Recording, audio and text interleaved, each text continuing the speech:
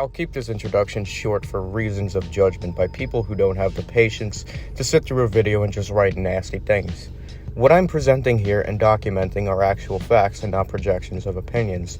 These records are public knowledge obtained from the Iredell County Sheriff's Office and the Alexander County Police Department. You could find the links in the description below. Crime charges. Queen City News anchor Robin Kennedy live at the Iredell County Sheriff's Office. So Robin, this was a multi-county investigation. That's right, Alicia. Detectives here in Iredell County say they never would have started investigating the former doctor if it hadn't been for a tip they got from another county. Alexander County deputies first arrested Richard Dean Jordan, who was a licensed medical doctor at the time, on April 4th. Detectives say they got a cyber tip from the Internet Crimes Against Children Task Force and charged Jordan with 4 counts of second-degree sexual exploitation of a minor. The sheriff says the charge is for either downloading or creating child. Several days later, Alexander County Sheriff's deputies called Iredell County detectives. He set up these cameras in a house that he was not living in. Major Troy Miller with the Iredell County Sheriff's Office says detectives found video cameras Jordan had placed in the bathroom at a house in Statesville. The evidence we recovered showed that this had started happening back in January, so for a few months he had been secretly peeping on these family members without their knowledge. So yeah, it was, I'm sure, quite a shock to those family members when they found out this was going on. Shock is the word I would use to describe the feeling I got when I first received this piece of information. And disbelief is the second feeling, because for someone who has done so much for a single community, especially writing, directing, and building models for fans of Thomas to utilize and be entertained and inspired by individual talents, only to be exposed to the world as the most looked down upon criminal ever, is a gut-wrenching feeling. Richard Jordan, for a lot of us fans, really made us appreciate fan-made adaptations and stories, and for this side of him to come out, it erases and eradicates a lot of the memories, childhood nostalgia, and admiration we've had for him. The number one topic and issue with something like this is this the same Richard Jordan that we know? I'm here to say, unfortunately, yes. The Richard Jordan who was arrested for exploitation and peeping charges against minors and downloading and uploading abuse material is indeed the same one who was known for writing such adaptations like Down the Hill and creating original characters like Alfred the B-12. Here's his mugshot. Compared to a picture of him he uploaded on his X account. Frequent collaborator of a lot of big Thomas creators, and as well as a model maker in the program Trains. A lot of his work has been utilized in many different creators' videos. Even his adaptations have been adapted by multiple big creators. I want to say he's been really active and important for the community for the past 15 years or so. So this is really, really a huge deal. Richard's crimes is what really is the most severe thing about this announcement. A lot of his really loyal fans are looking at this like it's a fucking hit piece. Like it's not real. It doesn't make any sense. Him being arrested of this caliber means that there is a plethora of evidence built against you. And it's not just by a testimony. The amount of evidence was sickening. So he was not only just arrested for exploiting minors and filming people without their knowledge. These people that he was filming was his own family, hiding cameras in the bathrooms. And over the course of 3.5 months before his arrest in April, his own family. On top of that, Richard Jordan was a licensed physician, a doctor.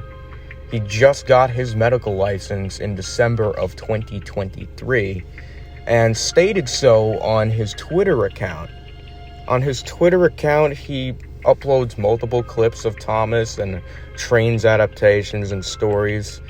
And for all this just to come out is unbelievable. is really the word for it. Unbelievable. As of May of this year, he surrendered his medical license. He's currently in custody on a $565,000 bond. Now, if this was a small charge and just a tip-off, based on spoken words alone and there was no evidence stacked against him, this would be a lot lower than $500,000. Which means that the evidence stacked against him is immense. For those wondering, he has 2 separate trials coming up, one for Iredell County, where he closed his practice, and where the cameras were found, and another one for a whole different county that's going to take place on July 7th this year.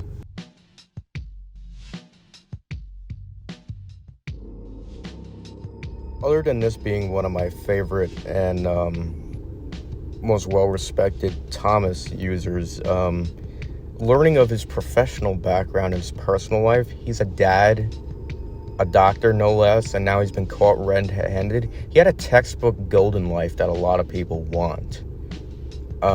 And this is just kind of throwing it all away because of his sick fucking desires. Like, what's the fallout in the community from this? Besides what's going on within his personal life and his family and the charges against him, what's the fallout in the community was like? Well, I could say it was exactly the way I predicted it would go. The fallout from this has been a huge shock to the community, and let's be realistic. From what I've seen is mostly many people just denouncing and ousting fucking Skarloey123 like he didn't exist. And most of the sympathy is going towards his family. They're the victims here. They are the victims here, and who knows how many more there are.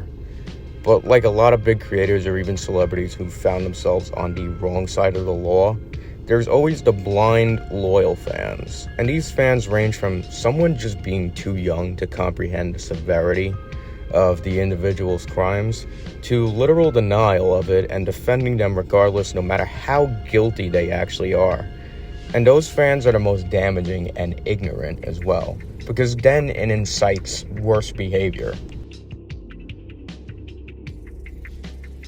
The people that I feel the worst for is his family.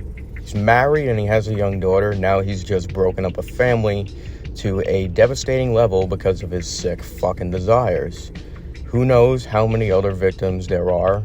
I hope he gets a full sentence because I'm tired of seeing leniency for despicable jackasses like this. He may only serve 5 years or none at all if he takes a plea deal. I'm actually surprised that there are some of his denser, diehard fans supporting him. Either they're too young to comprehend how severe this is, or it's just blind loyalty. And we've seen this before with other creators exposed for similar crimes. Just to name 2 of them, Minilad, who was exposed, still has a lot of loyal fans who stick by him regardless of what he was accused of. Toon Critic still has his fans, even though he's completely defunct now and has to constantly hopscotch around different usernames to remain hidden, or try to remain hidden among people.